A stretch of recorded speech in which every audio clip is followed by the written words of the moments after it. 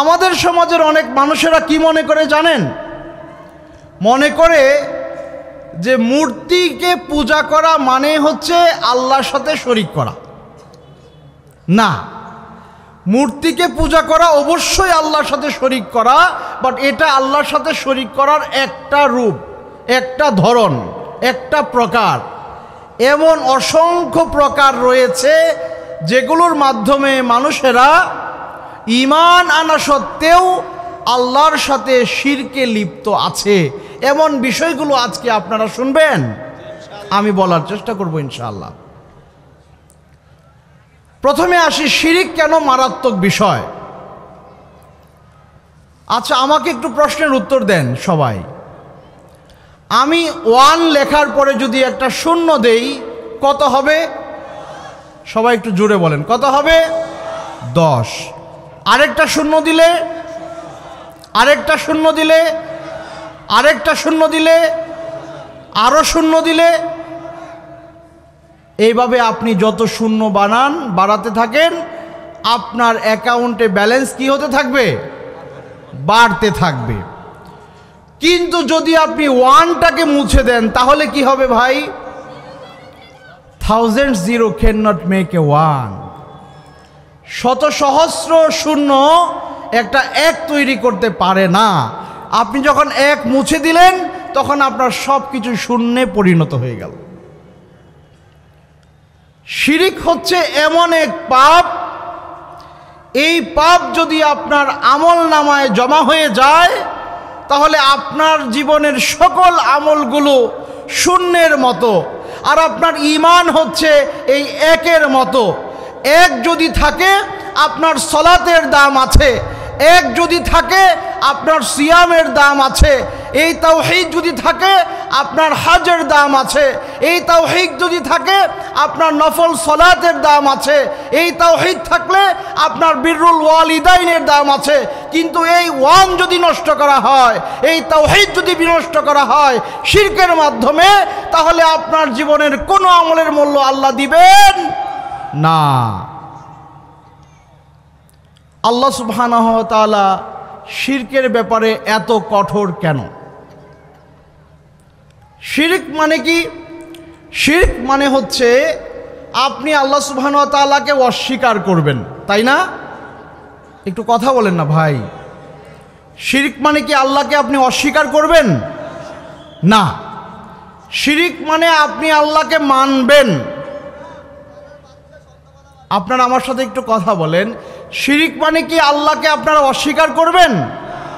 না, শিরিক মানে আল্লাহকে আপনি মানবেন, কিন্তু আল্লাহর সাথে আল্লাহর সমকক্ষ বা তার কাছাকাছি মর্যাদার অন্য কাউকেও মানবেন, এটা আল্লাহ সহ্য করবেন না। আপনি সালাত ঠিকমতো পড়তে পারেন না, আপনি সিয়াম ঠিকমতো আদায় করতে পারেন না, আপনার অসংখ্য ভুল ত্রুটি রয়েছে। আল্লাহ সুবহানাহু ওয়া তাআলা এই ব্যাপারগুলোতে আপনাকে চাইলে ক্ষমা করবেন, চাইলে শাস্তি দিবেন। কিন্তু আপনি যদি শিরিকের মতো পাপ, অর্থাৎ আল্লাহ সুবহানাহু ওয়া তাআলার অধিকারটা আপনি অন্য কাউকে দেন, এই গুনাহ যদি আপনি দুনিয়াতে ক্ষমা না চেয়ে তাওবা না করে মারা যান, কিয়ামতের দিন আল্লাহ সুবহানাহু ওয়া তাআলা আপনাকে ক্ষমা করবেন না। একটা এক্সাম্পল দিই, শুনবেন? শুনেন। ধরেন এক ভদ্রলোক বিয়ে করেছে, তার স্ত্রী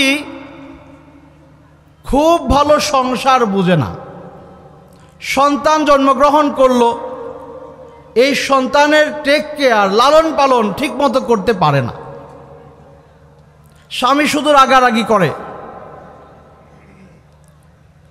অনেক অভিযোগ তার স্ত্রীর বিরুদ্ধে।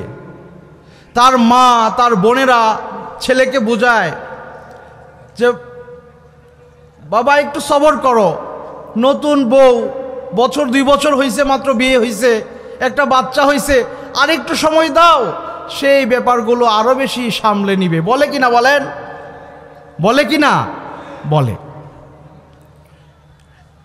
এই ভদ্রলোক, এই যে স্ত্রীর যে ত্রুটিটা রয়েছে, তিনি স্বামীকে মহব্বত করেন, ভালোবাসেন, স্বামীর সংসারে আছেন, কিন্তু সংসার পরিচালনা করতে গিয়ে তার কিছু ত্রুটি আছে, অলসতা আছে, দুর্বলতা আছে, সন্তান যথাযথ লালন পালন করতে পারছেন না, সংসারের কাজগুলো ভালোভাবে করতে পারছেন না।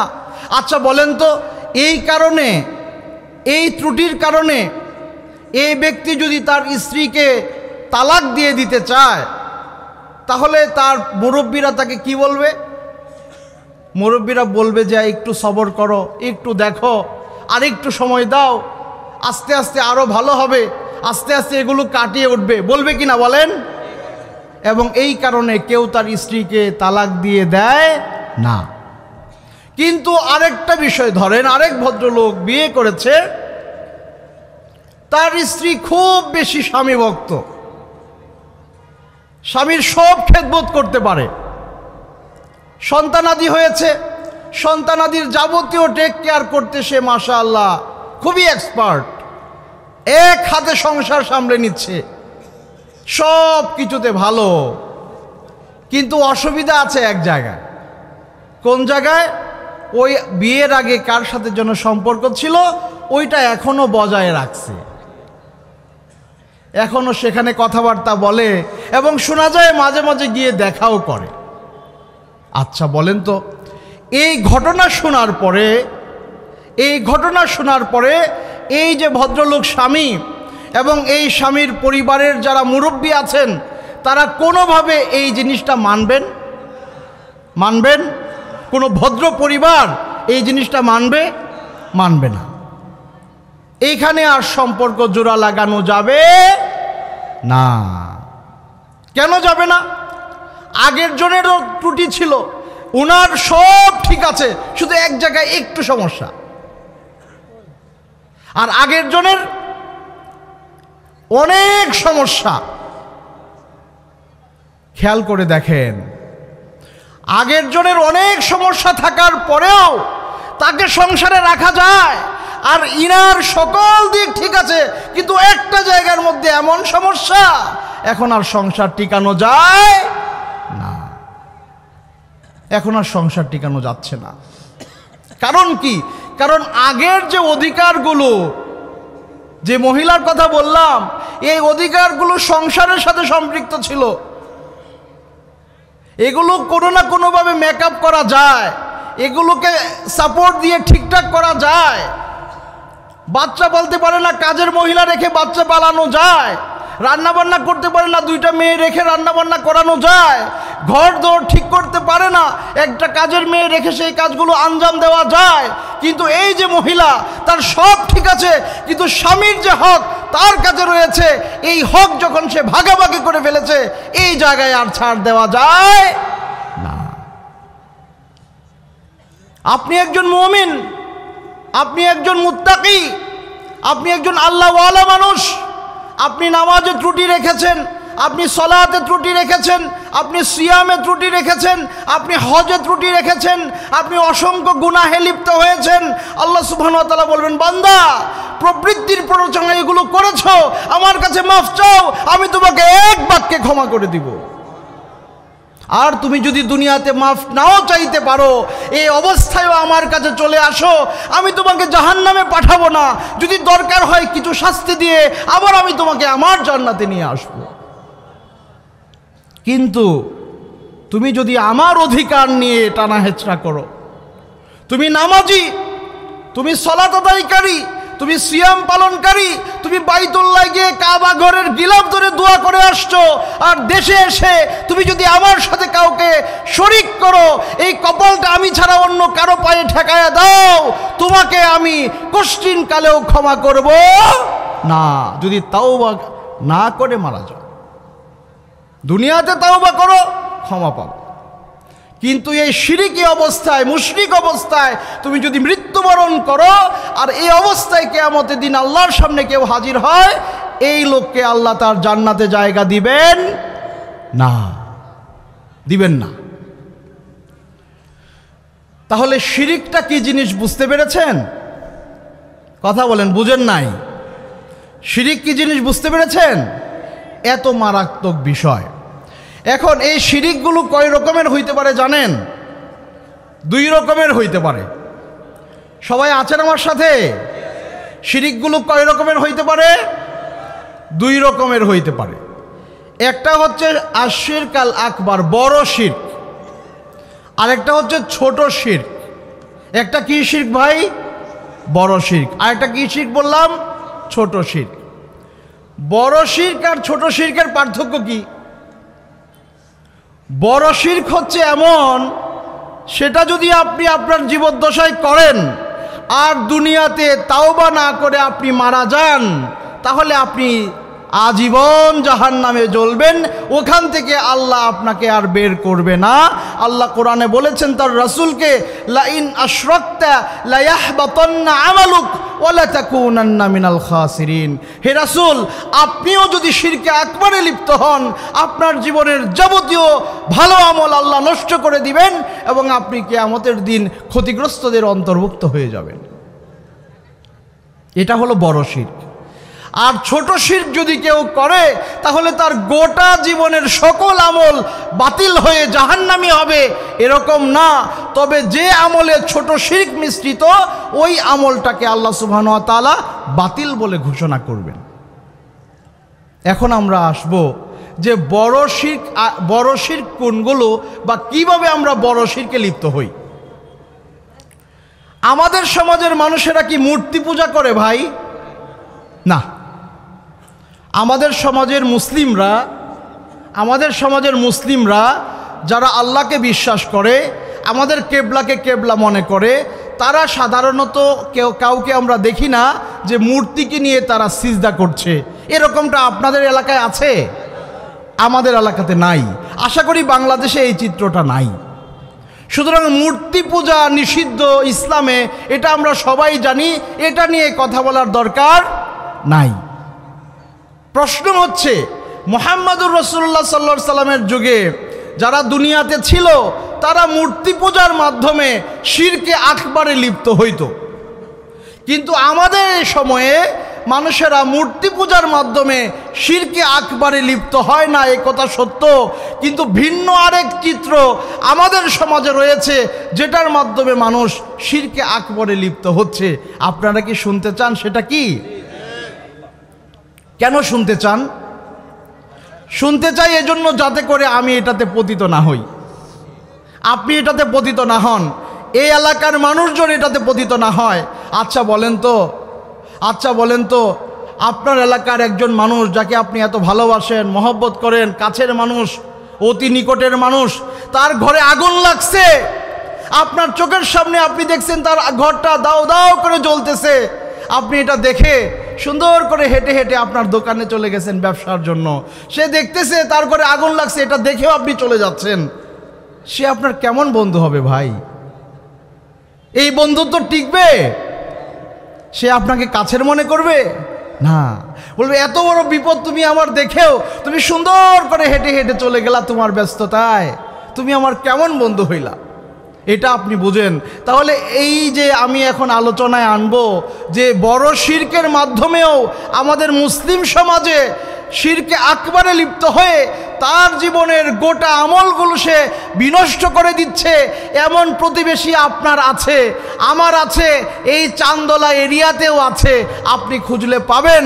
তাদেরকে আপনি যদি সতর্ক না করেন, তাহলে আপনিও কিন্তু তাদের ভালো বন্ধু না। কথা বুঝতে পেরেছেন আমার? একটু রেসপন্স করেন। কথা কি বুঝছেন আমার?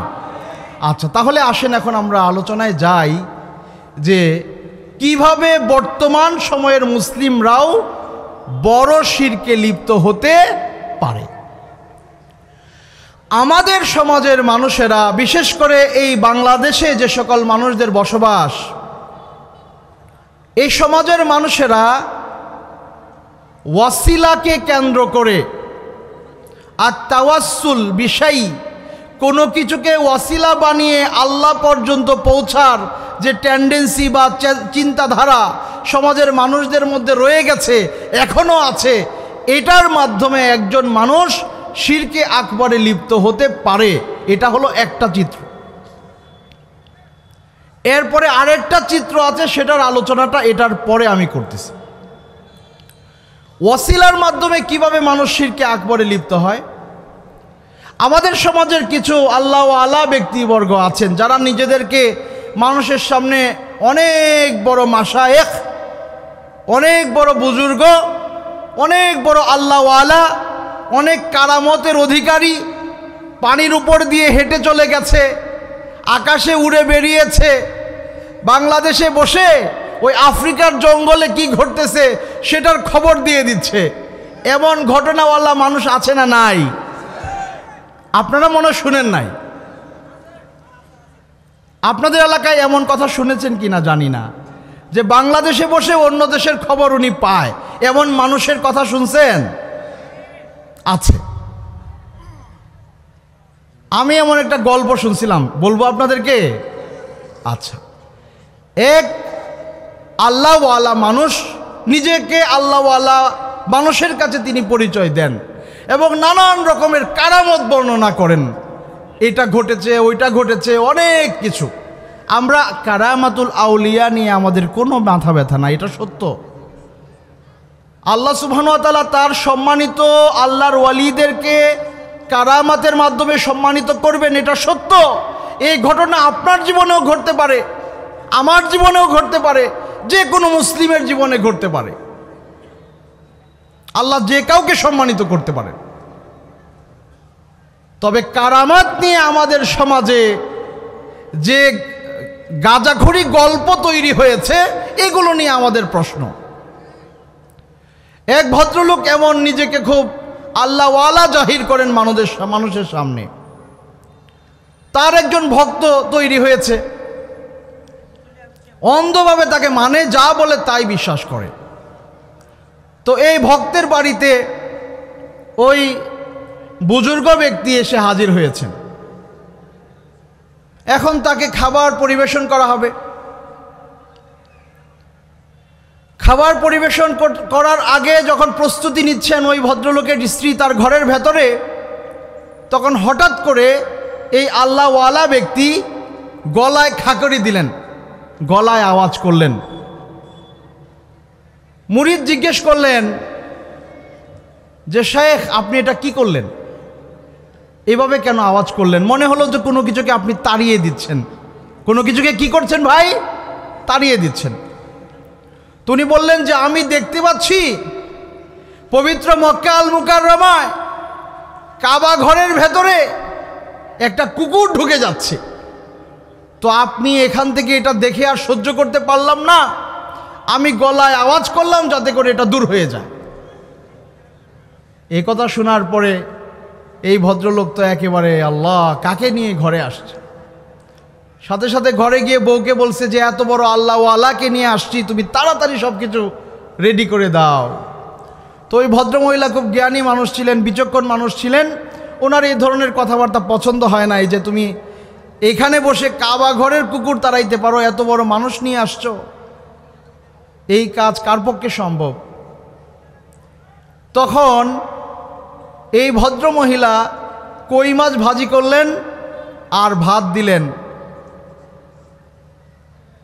দিয়ে পাঠাইলেন ওই ভদ্রলোকের মাধ্যমে যে নেন আপনি মেহমানদারি করেন। তো খাবার নিয়ে যাওয়া হলো, আল্লাহওয়ালা ব্যক্তির সামনে খাবার দিয়ে রাখছে। বাড়িওয়ালা এসে বলতেছে শেখ শুরু করেন। এখন শেখ বলতেছে কেমনে শুরু করব, তোমার বউ শুধু ভাত দিছে, তরকারি কই? তো তখন ওই ভদ্রলোকের বউ ভেতর থেকে বলতেছে যে শেখ, আপনি আমার ঘরে বসে কাবা ঘরের কুকুর ঢুকতেছে এটা আপনি দেখে তাড়াতে পারেন, আমি যে ভাতের নিচে আপনারে কই মাছ ভাজা করে দিছি ওইটা আপনি দেখেন না? হ্যাঁ, এগুলো কি আল্লাহওয়ালা? এগুলো কি আল্লাহর ওলি না শয়তানের ওলি? এগুলো শয়তানের ওলি। সুতরাং এই ধরনের ভণ্ড মানুষদের থেকে দূরে থাকবেন। এরা এই সমাজের মানুষদেরকে ধর্মীয় ব্ল্যাকমেইলের মাধ্যমে মানুষদের সম্পদ অন্যায়ভাবে ভক্ষণ করে নিজেরা এক একজন অনেক টাকাওয়ালা হয়ে গেছে। তারা কাজকর্ম করবে না, মুরিদানরা যা নিয়ে আসবে তা দিয়ে চলবে। এগুলো জায়গা ইসলামে নাই।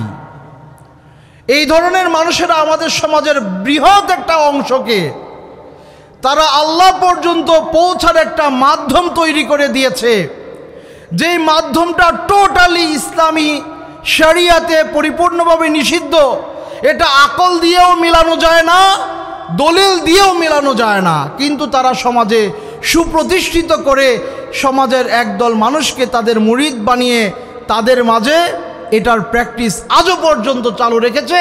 এই প্র্যাকটিস আমাদের সমাজে এখনো চালু আছে। সেটা কি আপনারা জানেন?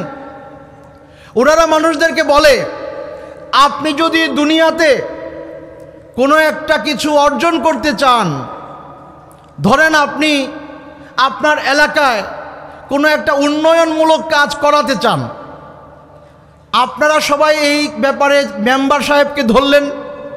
মেম্বার সাহেব কার কাছে যাবে বলেন? চেয়ারম্যান সাহেবের কাছে যাবে। চেয়ারম্যান সাহেব কার কাছে যাবে? এমপি সাহেবের কাছে যাবে। এমপি সাহেব কার কাছে যাবে? মন্ত্রী সাহেবের কাছে যাবে। এই চেইন মেনটেন করে করে তারপরে ওই জিনিসটা হাসিল করে আনা যাবে। তো তারা মানুষদেরকে বোঝাতে চায় যে আপনি আল্লাহ সুবহানাহু ওয়া তাআলার কাছ থেকে দুনিয়া বা আখিরাতের কোনো প্রাপ্তি আপনি চান, কিন্তু আপনি নগণ্য মানুষ, আপনি ছোট মানুষ, এত বড় প্রাপ্তি আপনি আল্লাহ থেকে কিভাবে আপনি আনবেন? এত বড় প্রাপ্তি আপনি আল্লাহ থেকে কিভাবে আনবেন? পারবেন না। তো আপনি যাবেন আপনার যিনি উস্তাদ তার কাছে, তিনি যাবেন তার চেয়ে বড় যে আল্লাহর ওলি আছে তার কাছে। এইভাবে চেইন মেনটেন করে করে আল্লাহ পর্যন্ত পৌঁছা যাবে, এই কথা তারা মানুষদেরকে বলে বেড়াচ্ছে। এই কথা কি আপনারা শুনেছেন কোথাও? আমরা শুনেছি। তারা মানুষদেরকে এইভাবে বোঝায় যে এইভাবে আল্লাহ পর্যন্ত পাইতে হবে, আল্লাহ পাইতে হলে এই চেইন মেনটেন করতে হবে। কিন্তু আপনি যদি কোরআন এবং সুন্নাহ নিয়ে একটু গবেষণা করেন, একটু চিন্তা করেন এবং আপনার আকল দিয়ে চিন্তা করেন, এই ধরনের চিন্তা, এই ধরনের চেতনা, এই ধরনের মতবাদ ইসলামের শরিয়াতে সুস্পষ্ট রূপে কি ভাই? হারাম। এটা আকল দিয়েও টিকবে না, নাকল বা দলিল দিয়েও টিকবে না। আকল দিয়ে টিকবে না কিভাবে দেখেন। আচ্ছা ধরেন যিনি আপনার দেশের প্রাইম মিনিস্টার আছেন, যার কাছ থেকে চূড়ান্ত মঞ্জুরি আনতে হয়, তিনি কি আপনাকে ব্যক্তিগতভাবে চিনেন? কথা বলেন না কেন আপনারা? তিনি কি আপনাকে ব্যক্তিগতভাবে চিনেন? চিনেন না, চিনেন না। তাহলে আপনার এই মঞ্জুরিটা, আপনার এলাকার এই মঞ্জুরিটা তিনি আপনাকে সরাসরি কিভাবে দিবেন? তিনি আপনাকে চিনেন না। আর দেশের একজন প্রধানমন্ত্রীর পক্ষে পুরা দেশের মানুষদেরকে একজন একজন একজন একজন করে চেনা কি সম্ভব? সম্ভব না। আচ্ছা আপনি কি মনে করেন আপনি এমন একজন আল্লাহর ইবাদত করেন, এমন একজন রবের ইবাদত করেন, এমন একজন ইলাহের ইবাদত করেন, তিনি আপনাকে চিনেন না? আপনার আল্লাহ কি আপনাকে ব্যক্তিগতভাবে চিনেন না ভাই? কথা বলেন। আপনার আল্লাহ কি আপনাকে ব্যক্তিগতভাবে চিনে না?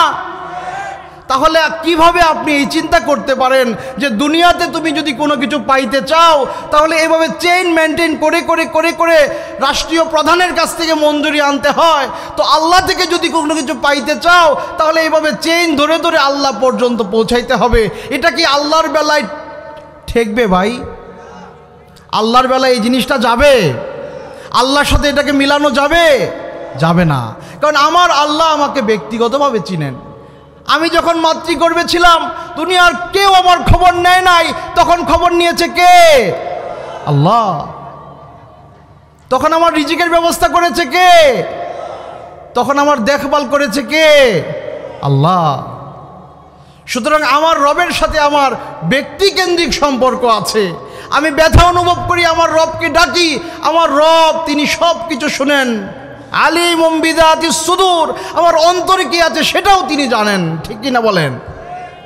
তাহলে আমার রবের কাছে আমার যদি কোনো কিছু বলতে হয় আমি বলার আগেই তিনি জানেন। কিন্তু দুনিয়ার কোনো রাষ্ট্রপ্রধান আমার মনের ব্যথা, আমার অপ্রাপ্তির বেদনা তাকে গিয়ে বলতে হয়, কিন্তু আমার রবের কাছে বলার আগেই তিনি জানেন। তাহলে কিভাবে এ কথা আপনি বলেন যে দুনিয়াতে কোনো প্রাপ্তি যদি আপনি চান যেভাবে চেইন মেনটেন করতে হয় আল্লাহকে পাইতে হলেও এরকম চেইন মেনটেন করতে হবে? এটা কি টিকলো? যুক্তি দিয়ে টিকলো না।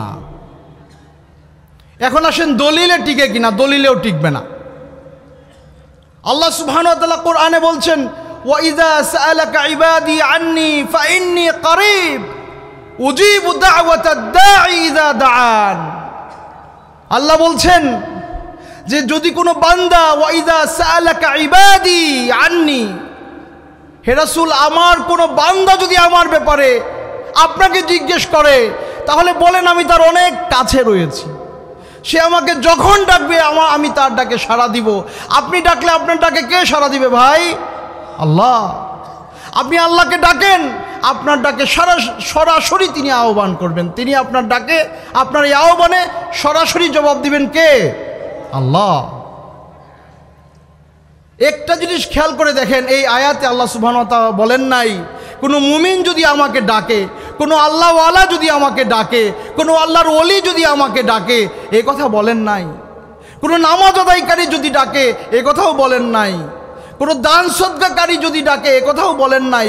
বলছেন আমার যে কোনো বান্দা, সে যত গুনাহগারী হোক না কেন, সে আস্তিক হোক, সে নাস্তিক হোক, সে যাই হোক না কেন, ব্যক্তি যখন, কোনো বান্দা যখন আমি আল্লাহকে ডাকবে, আমার দায়িত্ব হয়ে যায় তার ডাকে আমার সাড়া দেওয়া। বলেন সুবহানাল্লাহ।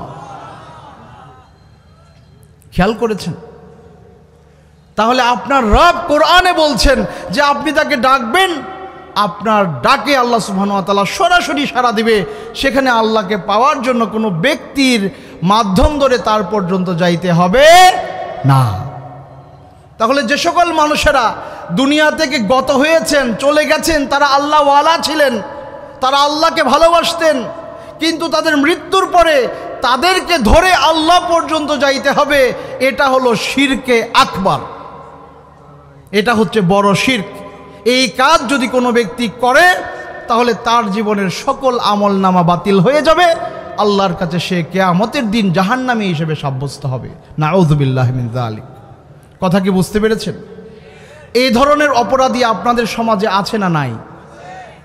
আপনাদের এলাকায়, আপনার পাশে পাশে চিন্তা করে দেখেন। যদি দেখেন এই ধরনের বিশ্বাস সমাজের কোনো মানুষ করে, তার সাথে সুসম্পর্ক গড়ার চেষ্টা করেন, তাকে ভালোবাসার চেষ্টা করেন, তাকে কাছে আনার চেষ্টা করেন, তাকে ঘরে দাওয়াত খাওয়ানোর চেষ্টা করেন, তাহলে কি হবে? আপনার সাথে তার একটা ভালো সম্পর্ক তৈরি হবে। এই ভালো সম্পর্কের মাধ্যমে তাকে আপনি বোঝানোর চেষ্টা করেন যে ভাই তুমি আল্লাহকে যদি পেতে চাও এইভাবে না, সঠিক ওয়েতে আগাও। ইসলামী শরীয়তে তাওয়াসসুল বা ওয়াসিলা গ্রহণ করে আল্লাহকে পাওয়ার পথ আছে, কিন্তু কোনো মৃত ব্যক্তি, তিনি আল্লাহর ওলি হন, তিনি নবী হন, তিনি ফেরেশতা হন, তাদের মাধ্যমে এইভাবে আল্লাহকে পাওয়া ইসলামে নিষিদ্ধ এবং পবিত্র কোরআন এটাকে হারাম ঘোষণা করেছে। আল্লাহ সুবহানাহু ওয়া তাআলা পবিত্র কোরআনে বলছেন, যখন তাদেরকে জিজ্ঞেস করা হয় তোমরা এ সকল মূর্তিদের পূজা অর্চনা কেন করো, তারা জবাব দিত মা না'বুদুহুম ইল্লা লিয়ুকাররিবুনা ইলাল্লাহি যুলফা। আমরা তো এগুলোর কাছে এজন্যই যাই, আমরা লাতের পূজা করি না, আমরা মানাতের পূজা করি না, আমরা উজের পূজা করি না, আমরা আল্লাহকেই চাই, বাট তাদের কাছে পূজা অর্চনা নিয়ে যাই এজন্য যে তারা আমাদেরকে আল্লাহ পর্যন্ত পৌঁছায় দিবে। বলে নাউযুবিল্লাহ। এটাকে ইসলামী শরীয়ত হারাম করেছে। আমাদের সমাজের মানুষেরা আজকে যারা আল্লাহর খালেস বান্দা ছিলেন, আল্লাহর ওলি ছিলেন, আল্লাহ সুবহানাহু ওয়া তাআলার সালেহীন বান্দা ছিলেন, তারা মারা গেছেন, তাদের কবরকে তারা মাজারে পরিণত করেছে এবং তারা এই বিশ্বাস করে আমার মানতটুকু যদি আমি ওখানে নিয়ে যাই, আমার দানটুকু যদি আমি ওখানে নিয়ে যাই, তাহলে উনার মাধ্যমে আমি আল্লাহ পর্যন্ত পৌঁছে যাব। এই চিন্তাটা বর্তমান সময়ের মানুষের শিরকে আকবরের অন্যতম একটা প্রক্রিয়া। আপনারা কি বুঝতে পেরেছেন আমার কথা? এই পথে আপনারা যাবেন? এই পথে যাবেন না। আরেক জায়গায় আমাদের সমাজের মানুষেরা গোটা বাংলাদেশের প্রায় সকল মানুষের কাছে এই জায়গাটা ক্লিয়ার না। এখন যেটা বলবো শুনবেন আপনারা? শুনেন। আল্লাহ সুবহানাহু ওয়া তাআলাকে আমরা দুইভাবে মানতে চাই। কয়ভাবে ভাই? এবং আল্লাহকে যদি আপনি বিশ্বাস করেন দুইভাবে বিশ্বাস করতে হবে। একটা হচ্ছে তিনি আপনার রব, আরেকটা হচ্ছে তিনি আপনার ইলাহ। একটা কি বললাম? তিনি আপনার কি ভাই? একটু জোরে বলেন, তিনি আপনার কি? এটার দলিল কে বলতে পারবেন যে আল্লাহ আমাদের রব? এটার দলিল কেউ বলতে পারবেন? একটা আয়াত বলেন না, একটা আয়াত কেউ একটু বলেন না যে আল্লাহ আমাদের রব, এটার দলিল কোরআনে আছে, একটা আয়াত বলেন। আলহামদুলিল্লাহি রাব্বিল আলামিন, এর চেয়ে দূরে যাওয়ার তো দরকার নাই। এই আয়াতেই তো আপনি ঘোষণা করছেন যে তিনি সমস্ত জাহানসমূহের রব আল্লাহ, আপনি ঘোষণা করছেন। তাহলে আল্লাহ আপনার রব, আপনি মানলেন। 2 নাম্বার, আল্লাহকে মানতে হবে ইলাহ হিসেবে। আল্লাহ আমাদের ইলাহ, এটার দলিল কি? ইলাহিন নাস আছে না? আচ্ছা, এখন আল্লাহ কখন রব আর কখন ইলাহ এটা বুঝতে হবে। এটা অনেকের কাছে ক্লিয়ার না। আল্লাহ কখন আপনার রব আর কখন আপনার ইলাহ, এটা এখন আসেন বুঝি। সহজভাবে বুঝেন এবং মনে রাখার চেষ্টা করবেন। যখন আল্লাহ সুবহানাহু ওয়া তাআলা আপনাকে দিবে তখন আল্লাহ রব, আর যখন আপনি আল্লাহকে দিবেন তখন আল্লাহ ইলাহ। এর চেয়ে সহজ সংজ্ঞা আর নাই। যখন আল্লাহ আপনাকে দিবে, আপনার স্রষ্টা কে? আপনাকে খাওয়ায় কে? আপনার হায়াতের মালিক কে? আপনার জীবনযাপনের ব্যবস্থা করেছেন কে? আল্লাহ। তাহলে আপনি গ্রহণ করতেছেন, আপনি রিসিভ করতেছেন, দাতা কে হলো এখানে? আল্লাহ। তখন তিনি আপনার কি হয় ভাই? রব। আর এখন এটা উল্টান, এখন দিবে কে? বান্দা। কাকে দিবে? আল্লাহকে। আপনার সালাত, আপনার সিয়াম, আপনার যাকাত, আপনার হজ, আপনার তাওয়াক্কুল, আপনার ভয়, আপনার তাওয়াক্কুল, আপনার ভয়, আপনার সিজদা, আপনার যাবতীয় সাবমিশন কার জন্য হবে? আল্লাহর জন্য হবে। তখন আল্লাহর পরিচয় কি? ইলাহ। কারণ আপনি দিচ্ছেন, রিসিভ করছেন আল্লাহ। তাহলে আল্লাহ সুবহানাহু ওয়া তাআলা যেহেতু আপনাকে এককভাবে দিচ্ছেন রব হিসেবে, তার অধিকার রয়েছে তিনি এককভাবে ইলাহ হিসেবে আপনার কাছে পেয়ে যাবেন। কিন্তু আমাদের সমাজের মানুষেরা, বর্তমানের বাংলাদেশের কথাই বলছি, বর্তমানেও বাংলাদেশে যে সকল মানুষেরা আমরা রয়েছি, আজও পর্যন্ত বাংলাদেশের সকল মুসলমান, আপনি 92% মুসলমান বলেন আর যাই বলেন না কেন, আজকে পর্যন্ত বাংলাদেশের সংবিধান কি আল্লাহ সুবহানাহু ওয়া তাআলার নামে, আল্লাহর বিধান অনুযায়ী লেখা হয়েছে? হয় নাই। তাহলে আল্লাহকে দুনিয়ার সব মানুষেরা, বাংলাদেশের সব মানুষেরা এখনো পর্যন্ত রব হিসেবেই যথাযথভাবে মানতে পারছে না। এখানে ত্রুটি রয়েছে, ঠিক কিনা বলেন? রয়েছে। আপনাদের সমাজে, আমাদের সমাজে সংসার চালায় কে ভাই? কে সংসার চালায়? বাবা সংসার চালায়। আপনাদের এখানে কি মায়েরা সংসার চালায়? বাবারা সংসার চালায় না? জি, বাবারা সংসার চালায়। মাথার গাম পায়ে ফেলে সন্তানদের জন্য, স্ত্রীর জন্য যা করার করেন। এই সন্তানটা যখন আস্তে আস্তে বড় হয়, স্কুলে ভর্তি হবে, এই বাচ্চাটা কোন স্কুলে পড়বে, কোন প্রতিষ্ঠানে পড়বে, সিদ্ধান্তটা কে নেয় ভাই? কথা বলেন, সিদ্ধান্তটা কে নেয়? বাবা নেন। এই সন্তানটা যখন বড় হয়, মেয়ে বড় হলো, বিয়েটা কোন ঘরে হবে, প্রধান সকলে পরামর্শ দেয়, কিন্তু সিদ্ধান্তদাতা কে থাকে ভাই? বাবা। বাবা সিদ্ধান্তদাতা থাকেন কেন? কারণ তিনি এই সংসারের জন্য কি করছেন? ব্যয় করছেন, খরচ করছেন, পয়সা ঢালতেছেন, ঘাম ঝরাচ্ছেন, তিনি সিদ্ধান্ত দেন। মাঝে মাঝে এমন দেখা যায় যে বাবার এখন বয়স হয়ে গেছে।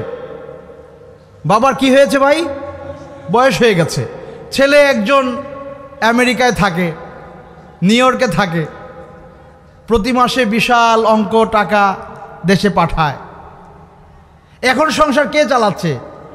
সভাপতি সাহেব, ভাইয়ে চালাচ্ছে। কে চালাচ্ছে সংসার? ভাইয়ে চালাচ্ছে। কারণ ভাই বিদেশ থেকে কি দেয়? টাকা দেয়। এখন বোনের বিয়ে হবে, বিয়ের প্রস্তাব আসে ডান দিক থেকে, বাম দিক থেকে, নানান জায়গা থেকে। তো বাবাকে জিজ্ঞেস করে যে বাবা হিসেবে আপনার কি মত এই বিয়েতে? প্রস্তাব আসছে, আপনি কি বলেন? তখন বাবা কি উত্তর দেয় বলেন তো? বাবা কি উত্তর দেয়? বাবা বলে বড়জনরে জিজ্ঞেস করো। বাবা কি বলে? আপনার মনে আমার কথা বুঝেন না? আমি কি বাংলা বলতেছি না? তখন বাবা বলে যে বড়জনকে জিজ্ঞেস করো বড়জন কি বলে। কেন এই কথা বাবা বলে? কারণ এত বছর বাবা সংসার চালাইতেন, বাবা খরচ দিতেন, বাবা টাকা দিতেন, পয়সা দিতেন, এই সংসার আগলে রেখেছেন, সিদ্ধান্তদাতা বাবা ছিলেন। কিন্তু আজকে যখন এই কাজটা বড় ভাইয়ের কাঁধে এসে পড়েছে, প্রতি মাসে খরচ বড় ভাই দিচ্ছেন, সংসার বড় ভাই চালান, আজকে সবাই বুঝে এই সংসারের সিদ্ধান্ত কে নিবে? বড় ভাই নিবে। তাহলে আপনি এটা বোঝেন, আল্লাহ আপনাকে খাওয়াচ্ছে, আল্লাহ আপনাকে পড়াচ্ছে, আপনার সারভাইভের ব্যবস্থা আল্লাহ সুবহানাহু ওয়া তাআলা করছেন। দুনিয়ার সকল নিয়ামত, আল্লাহর নিয়ামতে আপনি ডুবে আছেন। আপনার হায়াতের মালিক কে? আল্লাহ। আপনার রিজিকের মালিক কে? আল্লাহ। আপনার মৃত্যুর মালিক কে? আল্লাহ। এই কথা আপনারা সবাই মানেন। তাহলে আপনার জীবন পরিচালিত হবে কার সিদ্ধান্তে? আপনার জীবন পরিচালিত হবে কি দিয়ে? আপনার জীবন পরিচালিত হবে কি দিয়ে? কিন্তু আমরা কি এই কোরআনকে সংবিধান বানিয়ে জীবন পরিচালিত করতে পারছি? পারছি না, পারছি না। তাহলে এই জায়গায় কি মানুষেরা নিজেরা তাদের রবের সিদ্ধান্তের পরিবর্তে নিজেরা নিজেদের জীবনের সংবিধান রচনা করার মাধ্যমে আল্লাহর সাথে শিরকে লিপ্ত আছে না নাই, এই চিন্তা করার দায়িত্ব আপনাদের। এই সিদ্ধান্ত আপনাদের। চিন্তা করে দেখবেন যে আমি একজন মুসলিম, আমাকে আল্লাহ চালাচ্ছেন, আল্লাহ খাওয়াচ্ছেন, আমার রিজিকের মালিক আল্লাহ, আমার জীবনের মালিক আল্লাহ, আমার সারভাইভের সকল কিছু আমি তার অধীনে করছি।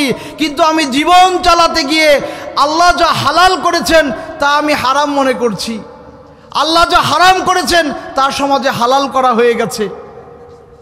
আর এই ব্যাপারে আমাদের কোনো রকমের অনুভূতি নাই, এটা পরিবর্তনের কোনো চিন্তা নাই, কোনো চেষ্টা নাই।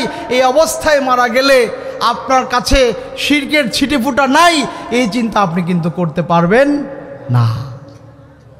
এই জায়গায় চিন্তা আনতে হবে। সম্মানিত উপস্থিতি যারা আমাদেরকে শুনছেন, যে এখানেও কিন্তু এই মাস পিপল, বাংলাদেশের যত মানুষ রয়েছে সবার এখানে দায় রয়েছে।